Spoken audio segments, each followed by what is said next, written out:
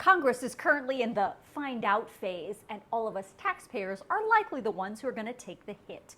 One of the big three credit rating agencies, Fitch, went and did it. They downgraded the perfect AAA credit rating of the United States down to AA+. Now stand by, I'm going to tell you exactly why this is happening. Congress! But first, let me explain what this means for you. So you know how you get a credit score and that really determines whether you even qualify for a loan or how much it'll cost you to borrow that money? Well, the U.S. gets a credit score too. The top three credit rating agencies are Fitch, Moody's, and S&P. And if one of them downgrades our credit rating, it'll cost all of us taxpayers more money when the U.S. needs to borrow what it needs to make the payments on that massive $32.6 trillion of debt we're sitting on.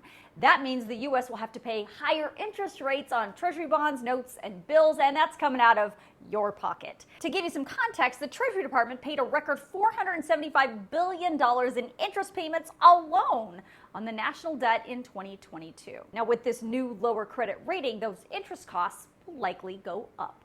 And with this Fitch move, now 2 out of the 3 big credit rating agencies have downgraded the United States credit. In 2011, when we came close to defaulting on our debt, S&P stripped the U.S. of its perfect AAA credit rating and downgraded the U.S. to AA+. To this day, S&P still has not restored the U.S.'s AAA credit rating. So you may be wondering, why did Fitch downgrade the U.S. credit rating?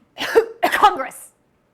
Mainly, they say it's 2 things: erosion of governance and raising general government deficits. Fitch says the repeated debt limit political standoffs and last-minute resolutions have eroded confidence in fiscal management.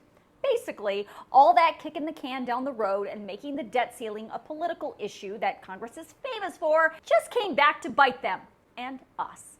The other problem Fitch sees is the U.S. deficit, which keeps going up.